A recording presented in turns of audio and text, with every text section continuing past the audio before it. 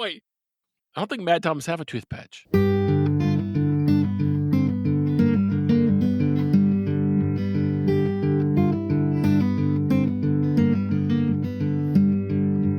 Hello there, and welcome to the If It Swims podcast, the multi-species angling podcast. I am Brett Bolton. Joining me for this episode is Justin Wingert. Hey man, how you doing? Pretty good, man. Welcome to episode 4. This month, we're looking at some recent trips, some angling news, and as usual, the fish of the month. But let's start off how we always do. Justin, since our last episode, you been fishing any? No, I haven't. No. I wanted to, but it got hot real fast here. And then when it wasn't hot, it was either pouring down or storming, or I was just otherwise occupied and unable to hit the water. So, no, I haven't been. Well, no is an answer, isn't it? It is the answer, and that's the only answer I can give you this month. You could have made something Whatever. up. Oh, yeah, so I have been fishing. I went down to the Bering Sea. There you go. I was cast netting for herring. They probably don't have herring up there, but you know. You were cast netting bonefish in the Bering Sea. Yeah. Wait. So I did sneak out myself between all of our storms. Mm-hmm. It's been super busy over here with my day job and my photography, and I'll put a link in the show notes if anyone wants to check out that photography. But I did manage a couple very, very small trips. I went out last week to try and tangle with some smallmouth buffalo because I love those fish. They're cool fish. Yep. I was just using some carp hooks rigged with some slip weights and some pretty lightweight spinning gear. I didn't catch any buffalo, but no, I did find 2 really scrappy carp and a whole lot of little 12-inch channel catfish. I mean, that's a fun trip anyway. Yeah, it really is. I wasn't planning on keeping any fish, so I went back the next day with a cooler. Texas has recently changed their minimum length for channel catfish, and I guess blues too. And by change, I mean got rid of it completely. They don't have one anymore. Right. Which tells me there's a lot of small catfish across the state. So I figured I'd go do my part and help that. Go help out, yeah. So 24 hours later, I was at the same spot. Same bait, same weather, same everything. 0 fish. Really? 0 catfish, 0 carp, and still 0 buffalo. It was really, really caught strange. Them all already. It was really strange. The water had dropped down about 2 foot from where it was. Really? Wow. Dumping water out of the lake. Oh yeah.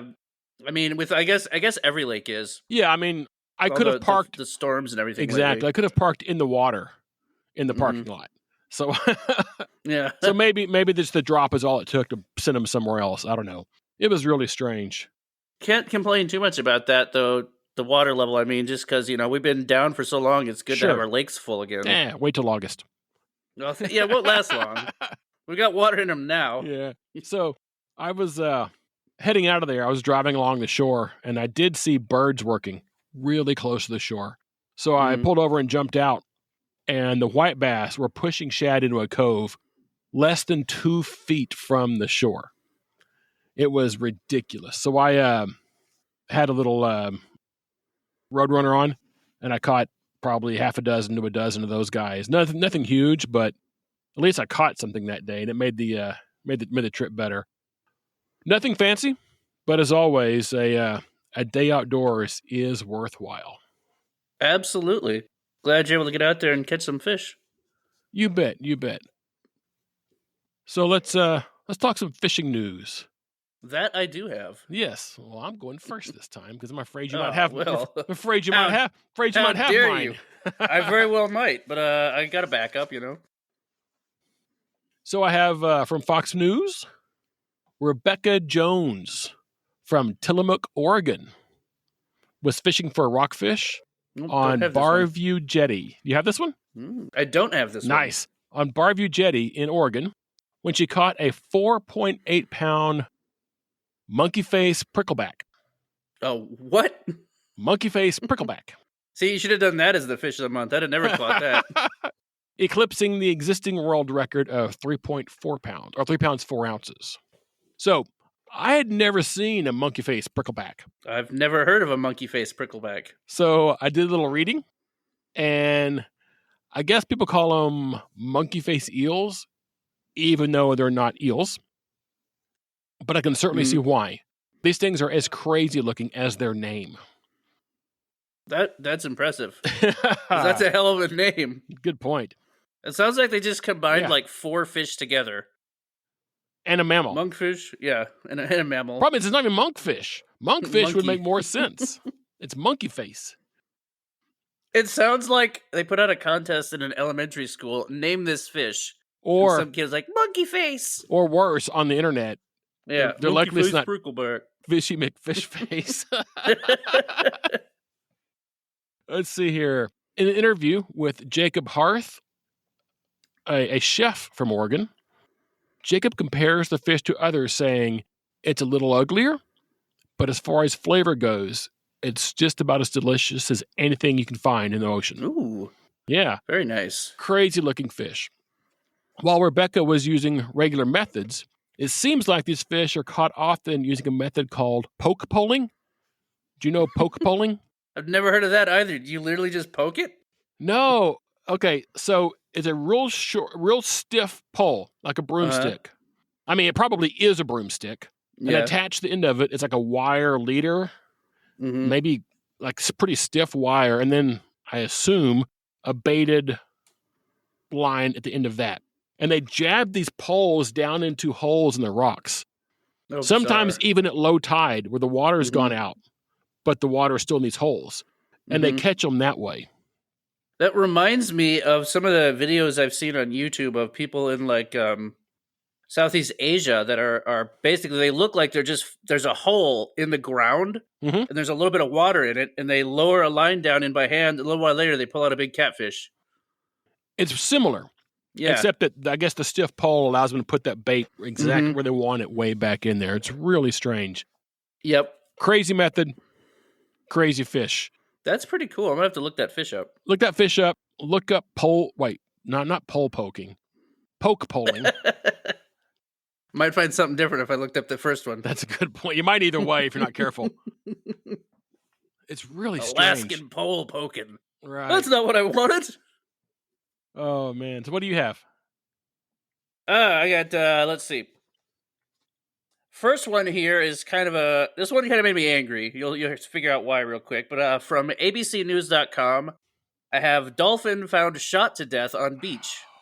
I know that your reaction is exactly my reaction when I saw it. That's kind of why I wanted to bring it up. What at the end of this,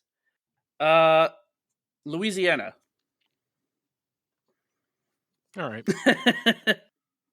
There's a tip line at the end of this I want to get out there, but we'll get to that in a second. Awesome. So, beachgoers in Louisiana, in the Cameron Parish near what's called West Mays Beach, discovered a dolphin that had washed ashore. They reported it to the Southwest Marine Mammal Stranding Hotline, which I did not know existed. But apparently the hotline notifies authorities directly from the National Oceanic and Atmospheric Administration, NOAA. NOAA has their own stranding network partner, as they call them, that deals with marine mammals that are stranded. So they went to investigate. The people were from the Audubon Aquarium Rescue, which also I hadn't realized there were so many different groups that are involved with trying to rescue marine mammals. Like I kind of figured like you'd call the sheriff or something and like he'd show up with a bucket of water and a towel. But no, there's a whole like listed tiered network of people involved, which I guess makes sense. Does make sense. So the workers from the Audubon Aquarium showed up. Dolphin, of course, was deceased, and they determined it was a juvenile bottlenose dolphin. It appeared, like I said, that someone had shot it, so they took it in for a necropsy. Discovered that not only had it been shot, but it had bullets in the heart, brain, and spine. So some real jackwagon out there just decided he was going to kill a dolphin, I guess. Because it was definitely, I mean, it wasn't like his gun, he's like, cool, look at that, oh God, I accidentally shot it. No. So they called in their own law enforcement office. I also hadn't realized that NOAA had a law enforcement office. Nor did I, but it's very creatively titled the NOAA Office of Law Enforcement. Makes sense. So they came in to investigate, obviously determined that somebody had killed the dolphin on purpose. And it is, as you probably know, it is a pretty big offense under the Marine Mammal Protection Act just to, like, poke a dolphin, let alone to intentionally kill one. I would suspect. It is punishable by up to $100,000 in fines and a year in jail per offense. Mm-hmm. So I'm hoping if they catch this guy that they charge him by the bullet, basically. Sure. And currently, NOAA is offering a $20,000 reward for any information leading to a conviction or even a civil penalty. So anyone with information is urged to call the NOAA Enforcement Hotline, and that number is 1-800-853-1964. It says you can leave the tip anonymously, but obviously if you want the reward, you're going to have to give them your contact information. So one more time, anyone who happens to have information, the number is 1-800-853-1964. And that's part of the reason I wanted to bring this story, is to get that number out there. Get that number out there. And I'll, of course, make sure that number is in the show notes as well to get as much visibility as possible, because horrific story, and some people just don't understand what this planet's about, do they? Yeah, I absolutely agree, and I really hope they catch whatever scumbag did that. Less of a downer. My next story is less of a downer, too. That's how I figured I'd get that one out of the way first. Yeah. But it's important. I'm glad you brought that one up. Yeah, good. Here's mine from the Houston Chronicle. A story of a very rare catch. Not an angling catch, but a cool one. Okay. Katie Wright, a master's student from Nichols University in Louisiana, was sampling gar in the Trinity River near Huntsville, collecting tissue samples for a study on alligator gar. Cool. While catching fish in nets for samples, they caught what turned out to be a very unique and very rare hybrid, an alligator gar and longnose hybrid. Oh, wow. It looks exactly like you would expect. Wright mentioned this. While the body of the hybrid gar resembles that of the longnose, the crossbreed has a wider snout. However, the snout is skinnier and longer than an alligator gar's, basically showing the intermediate characteristics of the parents, she said. The article goes on to note the 4 species of gar in Texas: the alligator, the longnose, the spotted, and the short nose up in the Red River. And on a side note, I need to get up to the Red River and get a short nose on my list. I do not have one yet. That would be cool. Yes. Super cool fish. Sounds like it. The article was picked up in Nat Geo. Oh, nice. And in a recent story with IFL Science. There's pictures of that fish as well. I'll drop them in the show notes also. Yeah, I want to check those out myself. Imagine what a cross between an alligator gar and a long nose would look like. It looks exactly like it. It's not, the nose isn't quite as long as a long nose. It's not as wide as an alligator. It looks exactly like a hybrid should. It's very strange. It did not mention the teeth. I was really curious if it had the alligator gar's 2 row of teeth on one of the jaws. I'm sure I could find out. It might take an email to her. I don't know. Yeah, might be worth checking into. For that one little tidbit, I want to know. Yeah, it should be like, who is this nerd? Who the hell is this guy? Who is this nerd? Just some guy. But it's a cool fish, that's for sure. But are you some kind of podcaster? Yes, there's a few of us. I guess so. Damn it, I am now. I am now. What do you have? Okay, so I got 2 sources on this one. Basically, I used 2 sources to get some extra information, get my facts right. Sure. But it's about, it's kind of a follow-up on something we discussed before about the ShareLunker program. This is specific to OHIV, which has become possibly the new best bass lake in the state for large bass. Interesting. So I have from SanAngeloLive.com, the article was OHIV leads state in big bass again. And from North Texas E-News, I have OHIV powers ahead with ShareLunker number 669. As a refresher for anyone who is just joining us or doesn't know about the ShareLunker program, essentially it's something Texas Parks and Wildlife does where bass over 13 pounds that are caught between the beginning of January and the end of March can be donated alive. They will selectively breed them to stock more bass with superior genes in the local lakes, return the bass to the water, etc. It's a program that Texas has been doing for quite some time and has really improved the state of the bass fishery. Now, a lake out in West Texas, the lake is called O.H. Ivy, has been coming on strong lately as one of the state's very best bass lakes. It is actually, over the last 4 years, it has produced more 13-pound or larger sharelunkers than any other lake in the state. As of March 31st, O.H. Ivy has produced 12 13-pound or larger largemouth this year. To put that in perspective, the entire state has produced 19. So over half of all the sharelunkers for 24 came out of a single lake. A man named Terry Lewis is credited as catching the final sharelunker of the year. He's been chasing one for 3 years unsuccessfully and finally managed to catch one out of O.H. Ivy. It was 13.99 pounds, so tiny fraction under a 14-pound largemouth. It obliterated his previous PB, which was just over 12 pounds, which is frankly still a huge bass. It is. But he's been chasing them for 3 years, finally decided to go to O.H. Ivy because it's been so successful lately and managed to catch one. To put even more of an interesting perspective on how good this lake is doing compared to everything else, the state has talked about how it is putting out an unprecedented number of sharelunkers over the last 4 years, basically since the pandemic. It produced in 2020, 2021, 2022, in 2021, 2022, and 2024, 12 sharelunkers of 13 pounds or larger each year. In 2023, 15 sharelunkers, including a 15-pounder. It's a lot of big fish. There is a quote here from Natalie Goldstrom, who is the Sharelunker Program Coordinator. And she says that despite increasingly heavy fishing pressure, the reservoir continues to yield top-tier bass week after week, month after month, thanks to effective fisheries management practices. So this is a lake that Texas has been managing especially closely because it had shown such promise, and it's finally paying off with years of record-setting sharelunkers.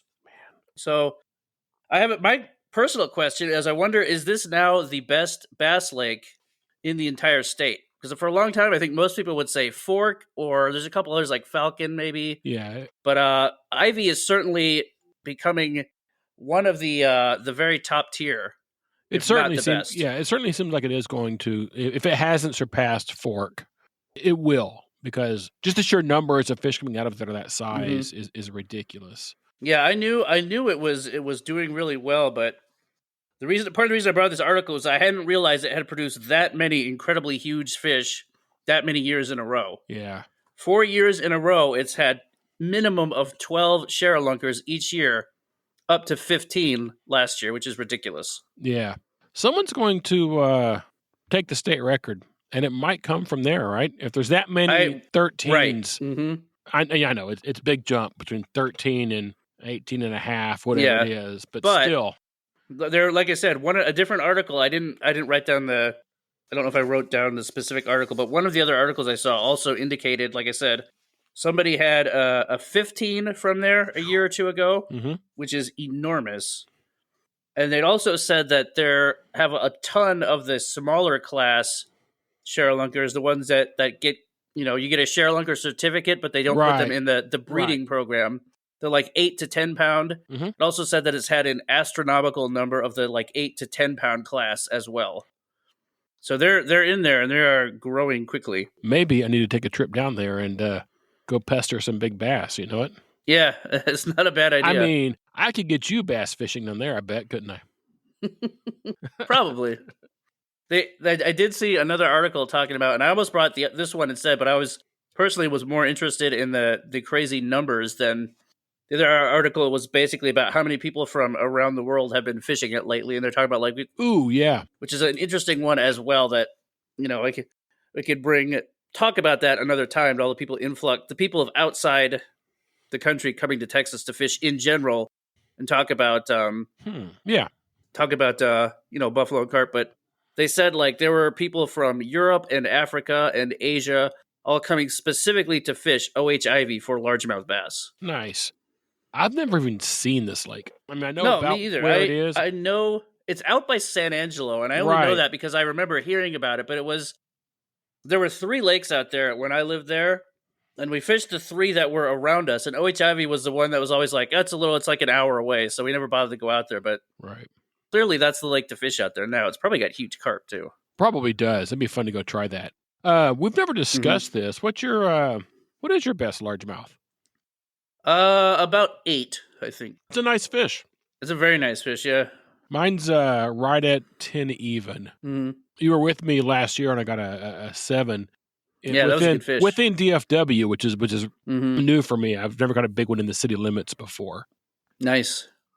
The closest I've come to anything like that, not a sharelunker, but I caught when I lived in Minnesota, I caught a 6-pound largemouth on a 4-pound test, which was cool. With a tiny little 3-foot long ultralight that I was using to fish for bluegill. Yeah. With a little inch long leech, and I flipped it into a little hole in the weeds, and a huge largemouth nailed it. It ate the leech and not a bluegill? I mean, it might have been trying to get the bluegill too. I don't know. Oh, man, that's fun. All right. So on to our fish of the month. You are encouraged to play along. Our fish of the month for May has a range that covers much of the entire eastern United States and adjacent southern Canada. The world record is 21 pounds, 8 ounces from Washington, D.C. in 1980. There are only 2 extant species in its genus. As a matter of fact, there are only 2 extant members of their order.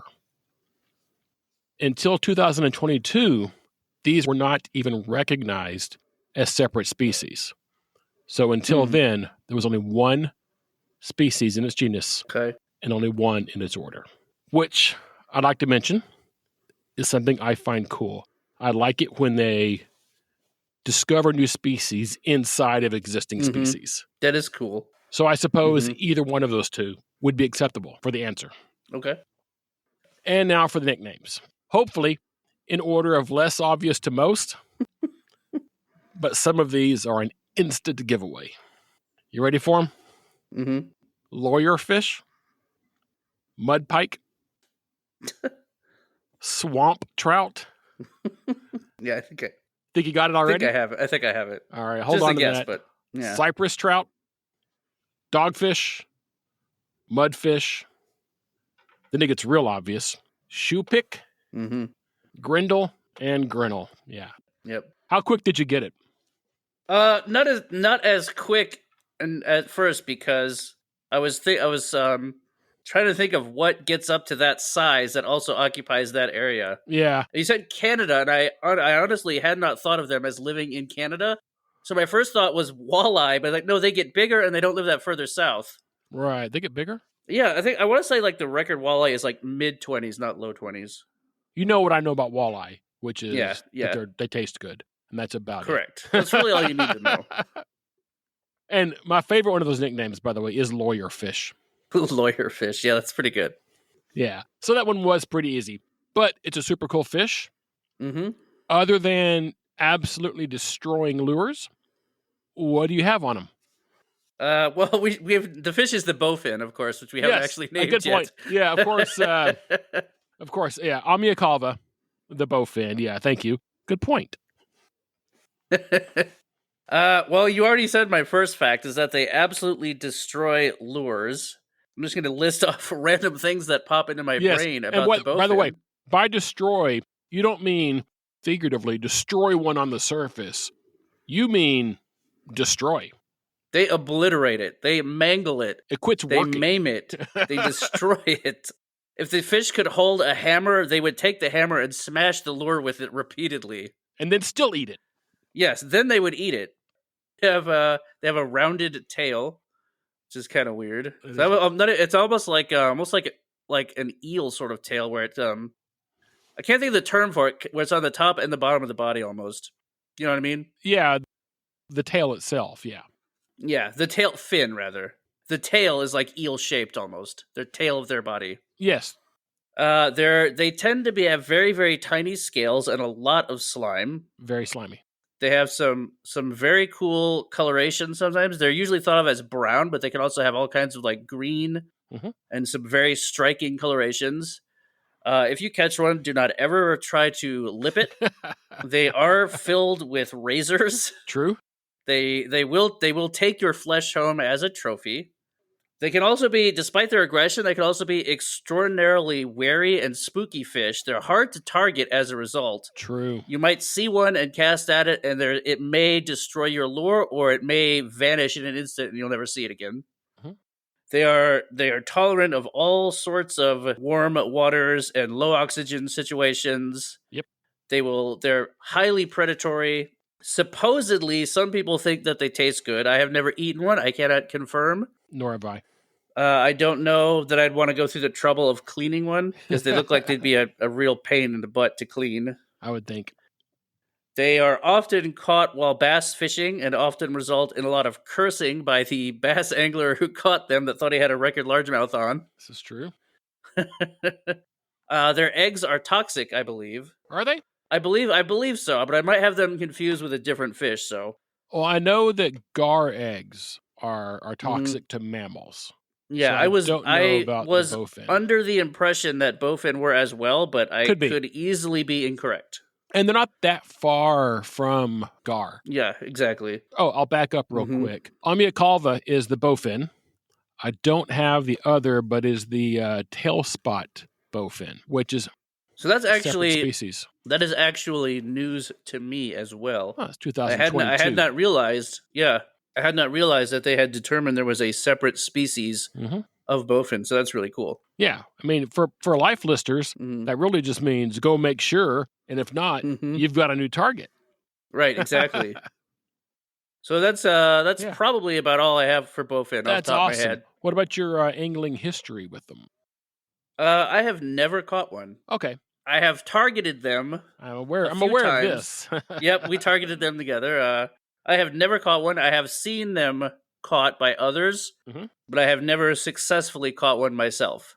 So for me, I've only caught one. It was pretty small, and it was in the days before cameras were everywhere at all times. So I have no picture. I need to remedy that and get one officially documented. It's a super cool fish. It's one of my favorite fish to read about in freshwater. Misunderstood. Very much so. But misunderstood is kind of why If It Swims exist. That's true. All right. Is that all we have about the bowfin? Probably. Other than the fact that lawyerfish might be the coolest name. Oh, and the spelling on shoepick. Oh, right. You can spell that out because that's fun. Yes, it's CHOUPIQUE. Somehow, that is shoepick. All right, I will take your word for it. I would have called it a chop-to-cue. Yes, that's pretty much what it looks like. So, over the next few weeks before the next episode, we would like to hear your bowfin stories, and you can send in your bowfin pictures to FOTM@ifitswims.com. All right, that's that. Before we head out, Justin, you have anything else for us? Yeah, I got one little thing here to bring up. Actually, two little things here. These are just some silly notes I had after last week that I wanted to return to real quick. Well, for one thing, we talked about the kid who was taping fish to ATMs last week. Yes. I had something in my notes that I had forgotten that you pointed out to me when you went and looked into him. This is a good point. As you remember, there was a kid last week that we talked, or last month rather. I don't know why I keep saying last week, but last podcast in our news stories, a kid was taping fish to ATMs and was arrested for it. We looked into it, and in his social media bio, where he was calling himself the Fish Bandit, he also had the phrase, "Live, laugh, tape fish on ATMs." So I've decided that that's a motto we can all live by, and I'd like to put that on a t-shirt. One other really dumb thing. The other thing you pointed out to me last week after you'd been editing was did this story about the fish in Florida the sawfish had been dying off from mysterious causes, but they're also investigating like other spinning and whirling fish. We quoted a guy named Gil McRae. And at the time, I missed that his name is Gil McRae, and he works for the Florida Marine Research Institute. I mean, that is the where else are you going to work? Name. Yeah, that's probably true. The man runs a Marine and Fisheries Institute, and his name is Gil McRae. So perfect. For some reason, last weekend, I just randomly started thinking of other names like that. Nice. What else you have? These are all increasingly ridiculous. As is everything we do. Yes, but the first one is this one actually is like, this one's clever. I like this one. I have Barble McBurbot. How many of these have MC in them? Literally all of them. That's what I thought. I figured my thought process was fish part McFish species. There you go. So moving on from that, I have these are so dumb. I have Toothpatch McMadtom. No. Wait, I don't think Madtoms have a toothpatch. And it doesn't matter. I know it doesn't have. That was me being ridiculous. How's that? Oh, I see. We have so stupid. Toothpatch McMadtom. Then we have Caudal Peduncle McBluegill. Oh, Caudal Peduncle McBluegill. That's a long first name. I know. Or is Caudal the first name? Oh, Peduncle could be his middle name. Then he'd be Caudal P McBluegill. Oh, now we're talking. Mr. McBluegill, what can you tell us? Then I have this one is a part that the fish has. So this is Tubercle McFathead Minnow. I think fatheads get those things, don't they? They do. That's why. Yeah, the fatheads get tubercles in the breed. The males get them in the breeding season. Yes. A tubercle, if anyone doesn't know, is a little bump on the fish's head. Yes. So Tubercle McFathead Minnow. Sure. Or for short, Tubercle McFathead. Tubercle McFathead. I like it. This one, I have. God. I may have been drinking for some of these. I have. I can't even say this was great. So this is awesome. All right. Sphincter McSawguy. Oh, I knew. Somehow I knew the word sphincter was gonna be in this. Yeah. And a weird hybrid after that. Yeah. Sphincter McSawguy. And then Swim Bladder McMully.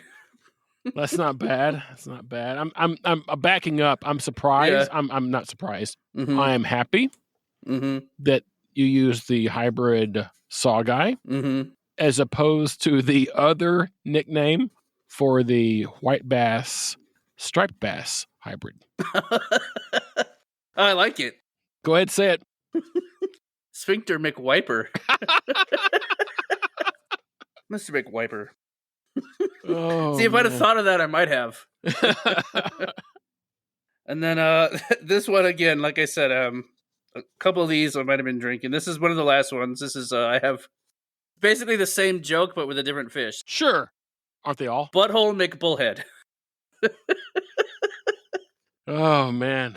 And then finally, I have Dino McFlagellant. You knew that one was going to pop in. I was actually waiting for it. That was the it was close to the title of our last episode, was it not? It was, yep. Yes. So that's what I got. Oh man. Feel free to play that game at home yourselves. Go ahead and send those in as well, and we will ignore them. Oh. All right. So that does it for this month. Thanks for hanging out with us. Please subscribe. And if you find any of this entertaining, interesting, or funny, please tell a friend. We are on the web at ifitswims.com and on Instagram at if_it_swims. All links to find us are available in the show notes, along with links to items covered this month. Our music was written for us by Dallas artist Jeff Hewitt. Join us again next month, and as always, we will see you out there.